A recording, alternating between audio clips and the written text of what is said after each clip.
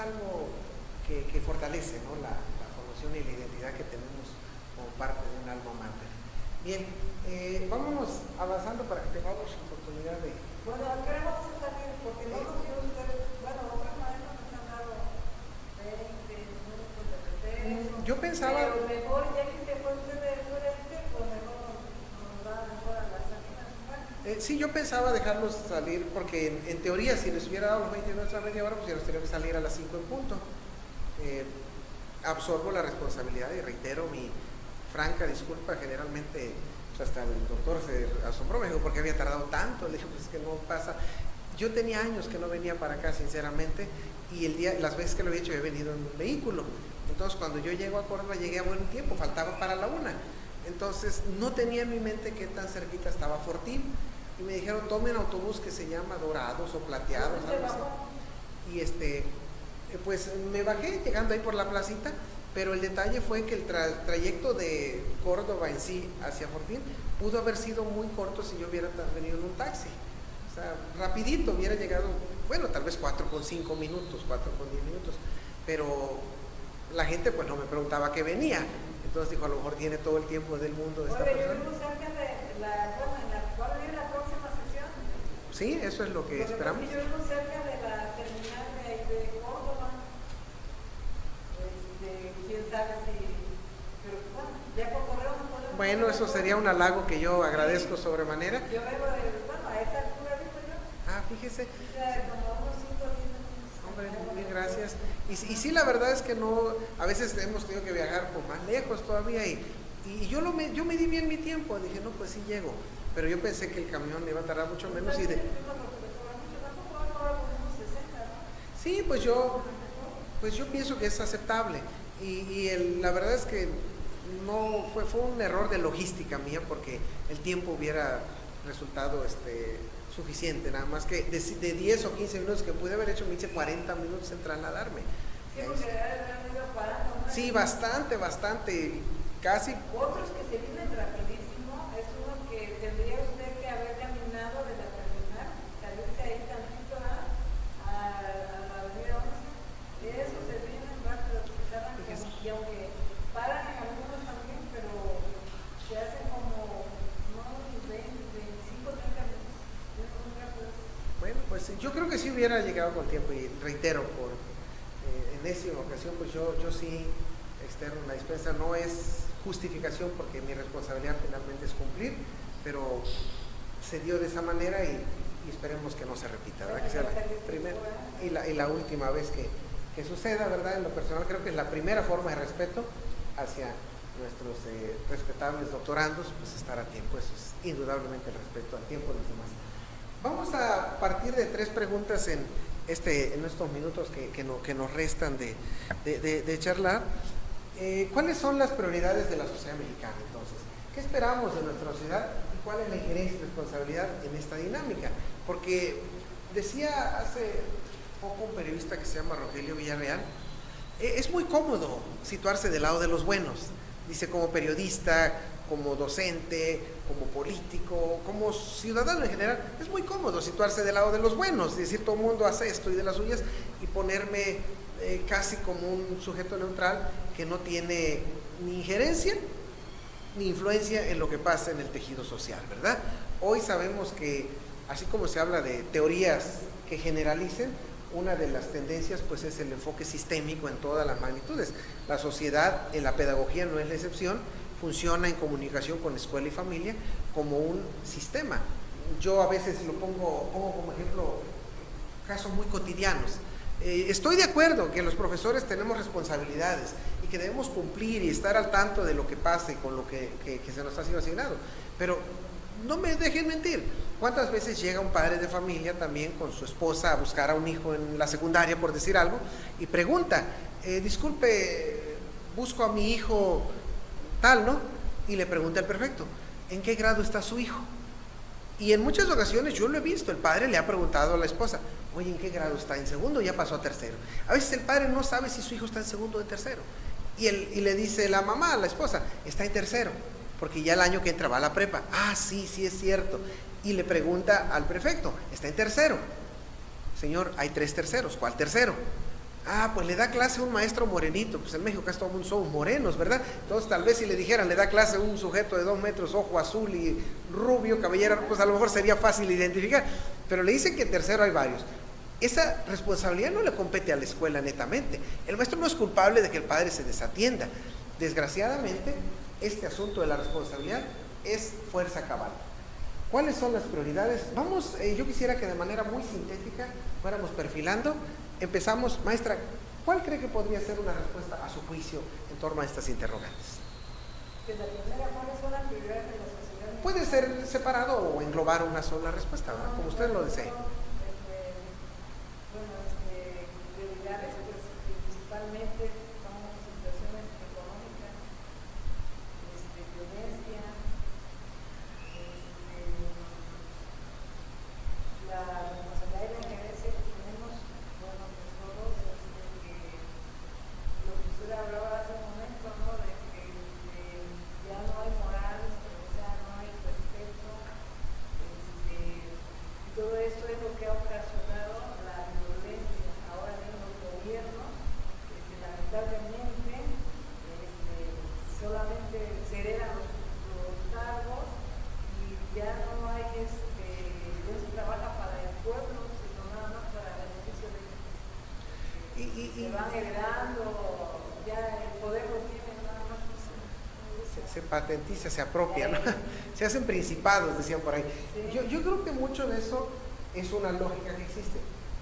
Y sin embargo, mi punto de vista también va en dirección a que a veces el tener un panorama demasiado catastrófico también puede ser una desventaja, como un panorama demasiado optimista. Hay que ser cauteloso en ciertos momentos, porque a veces el desánimo genera falta de acción, aunque ciertamente la crisis moral y de valores debe ser tanto más importante que la crisis económica, sin duda. Maestro. Bueno, híjole, que hablar de prioridades sería hacer un rosario, ¿no? Sí, es muy vasto, ¿no? Yo sí me sigo apostando a la educación, creo que ahí está la llave de muchas cosas, aunque hay teóricos que dicen que ya no, o sea, que la educación ya debe haberse visto de otra forma, pero creo que por ahí es la cúspide, ¿no? De lo que puede cambiar. Y lo vemos tristemente ahorita con lo que está pasando en la UB, la forma en que se le está castigando, ¿no? Y las reformas que no acaban de aterrizar. Pero bueno, la educación creo que es prioridad. ¿Qué espero de nuestra sociedad? Que deje de vivir en el confort y en el conformismo, que se revele, pero que se revele en el buen sentido de conocer y comprender lo que verdaderamente está pasando. Y pues mi injerencia es contribuir a ese cambio, a ese romper de esa conformidad y el confort, para que de alguna manera se dé cuenta de lo que está pasando. Y fíjate, maestro, que es bien valioso lo que acaban de decir, y ahorita que hacías hincapié en que la rebeldía, un amigo mío decía hace poco, no es agarrar palos y piedras necesariamente, aunque obviamente si es para defenderte y de que te apedree el otro, pues tendrías que defenderte, ¿no? La legítima defensa, ¿no? Es obvio, pero de alguna manera muchas veces esa forma no convencional de mostrar ese músculo y esa inteligencia conlleva a salir airoso sin desgastarse tanto. Por experiencia hemos visto que nuestra sociedad mexicana, aun cuando lo hagamos de la mejor manera y con la mayor honestidad, siempre va a haber negociaciones que aunque no estemos de acuerdo, cuando te enteras ya se cristalizaron, ya cuajaron y pues no resta más que cumplir. Y pues maestra, tú que eres conocedora, expertise en el tema, tú sabes que en sociología hay un principio universal: si no te alineas, tiendes a que te alienen. O sea, si no te alineas, te alienan. Si no te cumples con ciertos parámetros o patrones que espera la sociedad de ti y que tú tienes que esperar de ti, al rato te automargina, ¿no? Alienarse pues viene de alguien, del extranjero, ¿no? Claro, y ahí cabe lo que mencionaba, el estar preparados para contribuir al debate, aceptar el debate como parte de la formación de un estudiante. Sí. Porque tristemente cuando nosotros estamos inmersos en el debate, nos duele como docentes no tener la razón en algunas circunstancias y ver que en algún momento también el estudiante puede tener esa razón. Claro. Y puede ir más allá. Y eso decía Oscar Wilde, se necesita poco esfuerzo para mofarse de los fracasos ajenos. Es fácil, se nos da. Sin embargo, se necesita mucha finura para reconocer que alguien más tiene la razón por encima de nosotros. no la razón de la fuerza, sino la fuerza de la razón, expresaba Sabater, ¿no? Porque en muchas ocasiones, aún en contra de lo que queramos decir, no recuerdo quién escribió estas palabras, pero decía, a diferencia del coloquio o de la plática mundana, cuando la razón tiene un fundamento, y más aún cuando es científica, ahí sí, una sola persona podría tener la razón y 1000 estar equivocados. Aunque mucha gente piensa que si todos piensan así, pero realmente cuando tú tienes un fundamento, un conocimiento, ¿a cuántas personas no les hemos dicho hay que hacer esto por ciertas razones? Pasa el tiempo y quienes hicimos caso, de repente nos sentimos hasta agradecidos y decimos, híjoles, de la que me libré. Pero muchas veces cuando no existe esa disciplina, hay por ahí en internet, en YouTube, un video que a mucha gente le gusta, a otros no le gusta, de un japonés colombiano que se llama Yokoi Kenji. Es de ascendencia japonesa, pero nació en Colombia, ahí vivió, y bueno, vivió en Japón y en Colombia.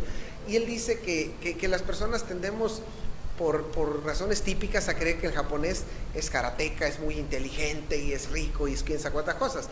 Entonces él dice que tiene un lema, que ha enseñado a ciertas culturas a crecer: la disciplina supera a la inteligencia. Entonces mucha gente no es que sea tan inteligente, es disciplinada.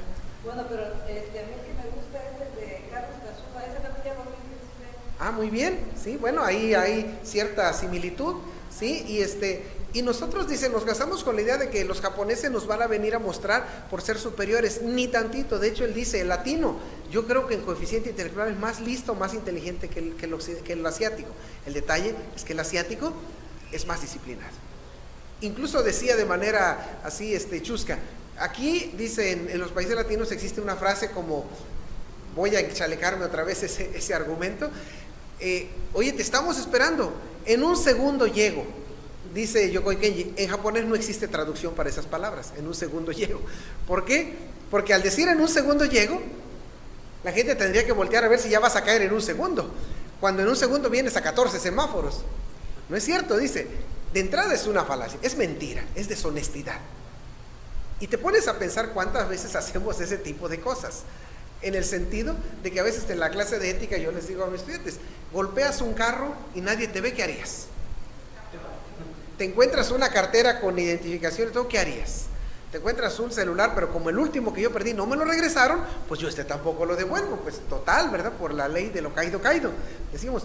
¿O qué pasa cuando conozco la aventura amorosa de otra persona? ¿O qué pasa cuando yo soy jefe y el que me las debe ahora es mi subalterno? Hay muchos ejemplos en los cuales se necesita finura, decía Guay, para reconocer que otra persona podría tener razón por encima de mí mismo. No es fácil. Entonces yo creo que eso que estamos diciendo es un punto importantísimo de lo que nosotros podemos hacer, porque al final, ¿qué estoy haciendo yo? Insisto, situarse del lado de los buenos no es complicado. Tú estás mal, yo estoy bien, ¿verdad? Y muchas veces el reconocer, incluso terapéuticamente, es un proceso y un requisito. Dicen los terapeutas que los 3 pasos de impacto para corregir una conducta es detectar, admitir y corregir. Detectar y admitir. Si yo lo detecto, ¿cómo lo admito? Si no me he dado cuenta. ¿Sí? Detectar, admitir y corregir. Pero yo quiero corregir algo cuando no estoy convencido, va a ser extraño, va a ser muy difícil. Y eso lo vemos con mucha frecuencia en nuestra sociedad, por salud, por trabajo, por lo que sea, lo vemos. Me dicen de repente algunos chicos, maestro, es que salí a buscar trabajo, está muy mal la sociedad, porque imagínense, dice, mire, fui y están pidiendo que sepa más o menos inglés, están pidiendo que domine ciertos programas de computadora, están pidiendo facilidad de palabra, y por si fuera poco, están pidiendo que esté titulado. Le digo, bueno, a 10,000 gentes eso los aleja de la oportunidad, pero estrecha la brecha de oportunidades para el que sí cumple con estos requisitos. Yo estoy seguro, maestros, que como ustedes se los dicen, tal vez como a mí me lo dijeron, oye, ¿y para qué estudias el doctorado? ¿Y ya para qué? Cambiamos un ritmo de vida, cambiamos nuestro esquema y nuestras costumbres. En otros tiempos, los sábados, tal vez llegábamos a casa con ganas de pasear.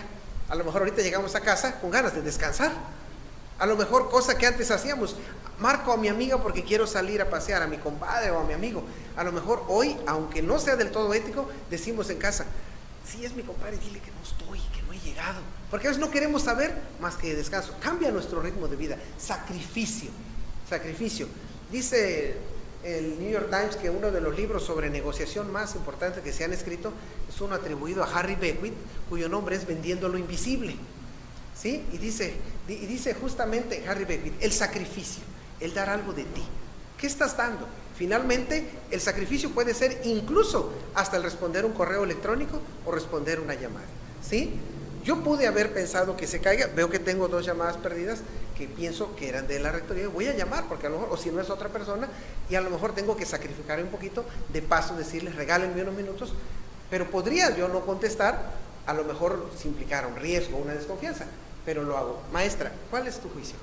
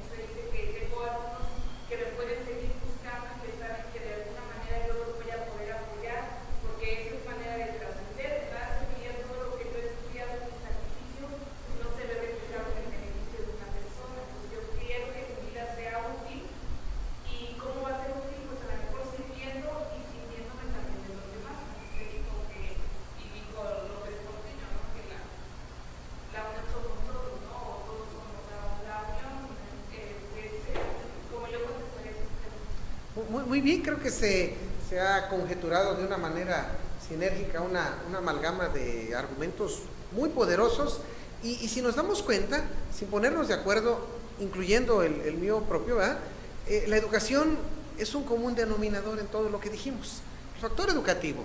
Entonces, Joseph Stiglitz no anda tan mal al hablar de una sociedad del aprendizaje, como economista, como visionario. De hecho, él predijo varias de las crisis que han acontecido, incluyendo la del 2008. Desde el 2001 él vaticinó la debacle que iba a haber e insta a los gobiernos a que sus políticas vayan de la mano con la creación de esos ambientes de aprendizaje en los cuales en muchas ocasiones se vuelve parafernalia y protocolo, pero poca utilidad.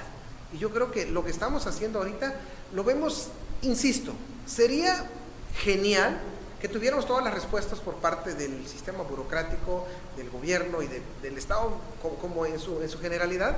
Eso sería genial. Si no lo tenemos, a veces tenemos que establecer inversión, pero no hay que olvidar que en la inversión se puede hablar de riesgo y peligro. El riesgo busca dividendos, ganancia, y el peligro busca caos, fracaso. Entonces, el riesgo es eso. Estudiar un doctorado es un riesgo, porque estoy invirtiendo mi dinero, que espero que me deje, pero no sé cuánto tiempo me va a terminar para retribuirme, pero lo voy a hacer, me estoy arriesgando. Los riesgos componen parte de un proceso de progreso. El peligro yo lo comparo con rebasar en curva en las lomas en carretera. Hay gente que va y rebase, cuando ves le salió un tráiler enorme, pero pareciera que no se espantó, porque más adelante lo vuelve a hacer, para que la gente que lo ve diga, no, es que él así rebasa, ¿verdad? Entonces, pareciera que es como ocultar un error con otro error. Y creo firmemente en que la visión apocalíptica, caótica y desastrosa de un futuro, lejos de favorecernos, puede favorecer a un grupo de dominio, a un grupo de control y a caer en el desánimo. Alejandro Dumas lo dijo desde hace un tiempo: todos para uno y uno para todos. Y Maquiavelo lo expresó con finura en El Príncipe: divide y vencerás. O sea, cuando nos dividimos, las cosas salen mal, como sociedad y como todo lo que nosotros tenemos en nuestro quehacer.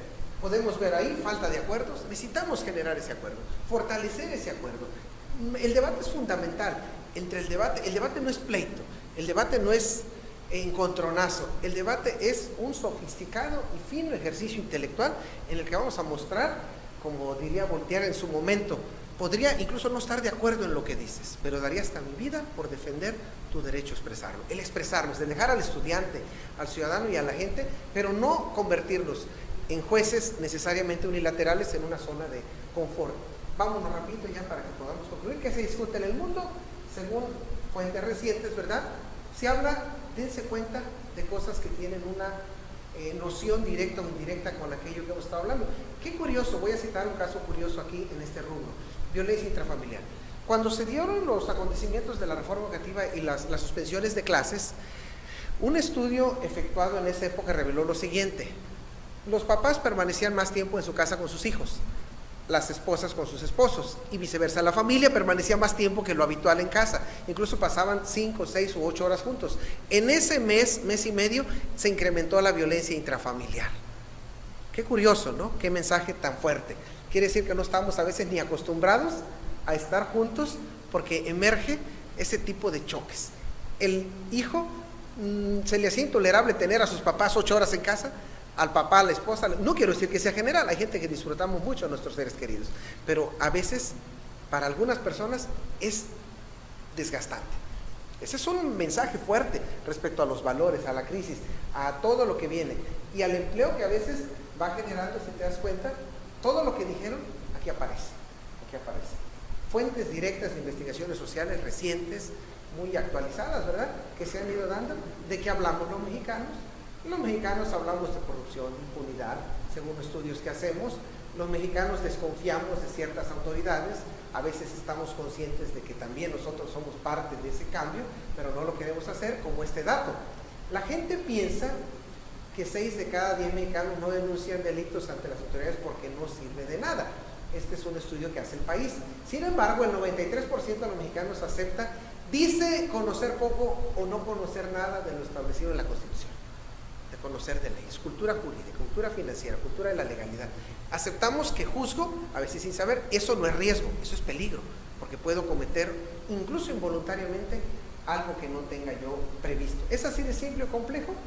Yo pienso que, a como se venía considerando, la realidad es convergente y nosotros podríamos establecer cambios más allá de verlo como una fotografía que se va difuminando y que a veces vemos esta imagen y decimos, la hemos visto en algún lado. ¿Dónde la vimos? Recordamos tal vez un poquito, y si no recordamos dónde fue, se difumina, se diluye, y nos quedamos con, dijo el rector de La Salle en una ocasión, como grabadoras medio compuestas y medio descompuestas, porque una grabadora nueva te reproduce fielmente, una grabadora en mal estado reproduce por partes. Entonces, a veces pasan eso. Recomendaciones que vamos haciendo, suelo hacerlas. Este libro es un libro de este personaje latinoamericano, por cierto, ¿sí? El fin del poder. Fue el primer libro que propuso Mark Zuckerberg, curiosamente, en su Facebook. Como tiene un club de lectura, Mark Zuckerberg en Facebook, pero no tiene tantos seguidores como la red social en sí. Pero El fin del poder es un buen libro, ¿verdad? Que tenemos por ahí, que tenemos, y alguien se preguntaba esta pregunta, a mí me la hicieron en una clase reciente: ¿qué tienen en común el calentamiento global, las crisis financieras, las masacres en Siria o la apatía hacia una educación de calidad? Yo le decía, ¿qué tienen en común? Y me decía que aparentemente nadie tiene el poder de detenerlas, pero manejamos para nuestra buena suerte el término aparentemente. Tomás Moro escribe en La isla de la utopía, o utiliza por primera vez el término utopía, estableciendo que eso significa ningún lugar, que no se ha dado, que no ha pasado. Pero utopía no es imposible, ¿eh? Utopía es algo que no ha pasado, pero que podría pasar, queridos maestros. La realidad puede concebirse como un entramado sistémico. Yo les pregunto, por ejemplo, esto lo tomo de cosas que platico con mis estudiantes. De repente trato de que la conferencia vaya relacionada con lo que yo vivo. Por ejemplo, unos estudiantes me dijeron, maestro, nos vamos aquí. Yo no sabía que existía eso, no es responsabilidad de ellos. Tenemos eventos que se están dando a nivel nacional, viene para el 2017, tenemos programas y softwares de la Agencia Espacial Mexicana, muy criticada porque se dice que no tiene presupuesto, pero pues esto no es culpa de ellos también, ¿verdad? Tenemos detracciones en nuestra querida Universidad Veracruzana, como también tenemos motivos de orgullo, ¿verdad?, dentro de sus protagonistas, ¿sí?, del puerto de Veracruz, ¿verdad? Está en la NASA haciendo estudios. Tenemos eventos a nivel mundial que se han hecho en lo que va del año. El domingo pasado, así como se entrega el Oscar y el Grammy, ya sabes, los galardones, es la tercera vez año con año que Sonny Barkey, que es el gurú de la educación, un millonario asentado en Dubái que quiere gastarse el dinero en cosas productivas, tiene presencia ya en 11 países. El primer país latinoamericano al que va a accesar es Argentina, ojalá que luego venga México con programas educativos innovadores. No los conozco, hay que estar pendientes de este personaje y de esto que es el Premio Maestro Global de la Fundación Barkey, y que ella es la ganadora, así como DiCaprio se ganó el Oscar al mejor actor, o Iñárritu, ¿verdad? Pues tenemos también a esta persona que no es porque sea la mejor maestra, podríamos tal vez ustedes, antes que yo, ser ganador. Hay un comité, esto es algo en pañales, pero está interesante, ¿eh? Si quieres por curiosidad, si quieres por parafernalia y por mercadotecnia, si quieres por razones de vocación, o simple y sencillamente por crear empatía con lo que sucede en el mundo de la docencia o de la actualidad magisterial. Tenemos un premio Maestro Global, así como se entregan. Hubo 10 finalistas, la persona que dio a conocer a los finalistas fue precisamente Stephen Hawking, ¿verdad? Dentro del marco que tenemos gente que puede mostrar ejemplos dignos de emular.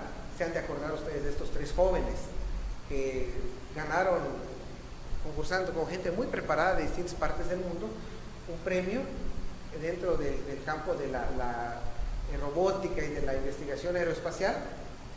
Y bueno, tenemos gente prometedora, si recuerdo bien, creo que son de Zacatecas, ¿sí? Aquí están estos chicos poniendo en alto las cosas que saben hacer, ¿verdad? Y que sin duda alguna, tanto ustedes como muchos de nuestros estudiantes, pues son gente, esto es lo que dicen los medios, porque se privilegia el espectáculo.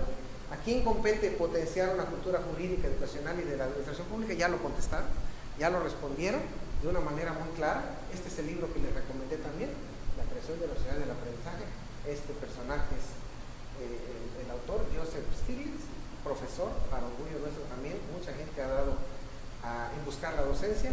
Y tenemos indicadores. Estos son datos que yo les doy, son datos duros, los checan, yo se los mando o se los doy en la próxima sesión, y les voy a pedir que con calma, ahorita ya es tarde, lean. Esto es una especie de parodia, una especie de regalo chusco que yo hago con la otra versión de La hormiga y la cigarra. Hay cualquier parecido que le encuentren a la sociedad, estoy seguro que se van a divertir un poquito, ya para no entretenerlos, ¿verdad? Pero aquí viene la historia donde la hormiga, ya sabes, protesta y la cigarra mete una serie de calamidades, de cuestiones, interferencias, ruedas de prensa, corren a la hormiga, y te va a terminar dando un poquito de risa, pero es parte de lo que sucede en nuestra sociedad. Quiero cerrar con una frase de Carl Sagan. Dice este personaje, 96-97, si bien recuerdo, dejó este mundo. Dice, una de las lecciones más tristes de la historia es esta: Si se está sometido a un engaño demasiado tiempo, se tiende a rechazar cualquier prueba de lo que es. Encontrar la verdad deja de interesarnos, el engaño nos ha engullido, simplemente es demasiado doloroso reconocer, incluso ante nosotros mismos, que hemos caído en un engaño. Cuando se da poder a un charlatán sobre uno mismo, casi nunca se puede recuperar. Afortunadamente, hay mentes brillantes, decía Kennedy. Si pretendemos cultivar nuestra inteligencia, pues una sana recomendación sería juntarnos con gente más inteligente que nosotros. De ahí la ganancia que yo obtengo al artelar con gente brillante como ustedes. Maestros, pues les quiero agradecer su tiempo, redoblar mi disculpa por la tolerancia que me han tenido y pues desearles un excelente periodo vacacional y hoy que partan pues un feliz retorno a su respetable hogar. Estoy a sus órdenes. Muchísimas gracias, maestro. Sí.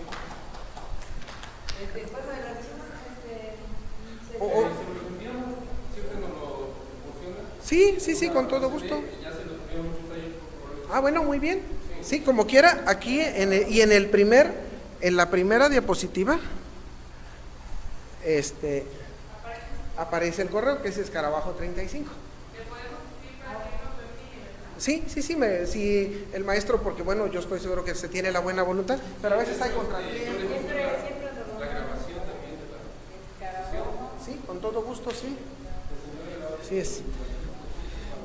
Escarabajo 35. Cuando me preguntan por qué Escarabajo 35, porque les digo que el primer vehículo que yo tuve en mi vida fue un bochito y el modelo que salió de la primera fábrica de Volkswagen en Alemania en 1935 fue el Escarabajo 35. Entonces por eso le puse así.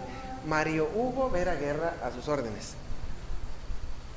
Sí, entonces ahorita les proporciono al maestro el material. Voy a quitar la maestría, pero eso no lo tengo, se podrían poner de acuerdo, porque pues es algo que fortalece, ¿no? la formación y la identidad que tenemos como parte de un alma mater.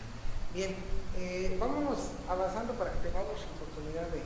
Bueno, acá vamos a salir, porque no nos dio usted, bueno, otros maestros nos han dado 20 minutos de receso. Yo pensaba... Pero mejor, ya que se fue usted de frente, pues mejor nos va mejor a la salida.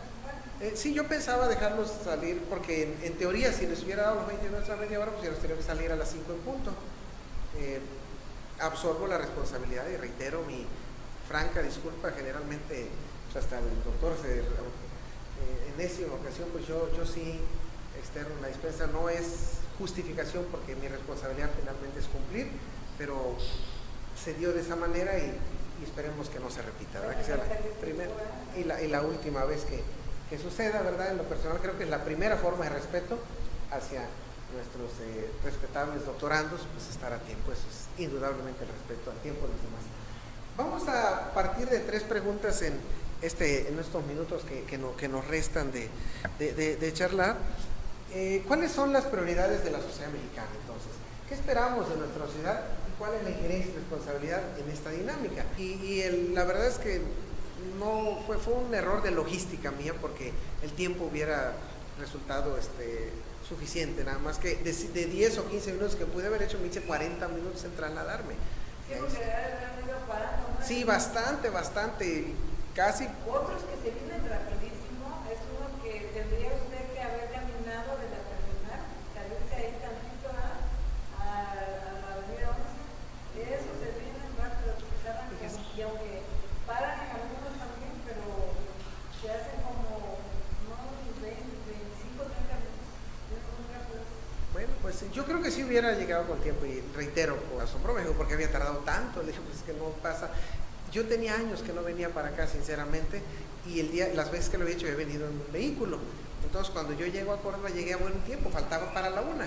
Entonces, no tenía en mi mente qué tan cerquita estaba Fortín, y me dijeron, tomen autobús que se llama Dorados o Plateados, algo así.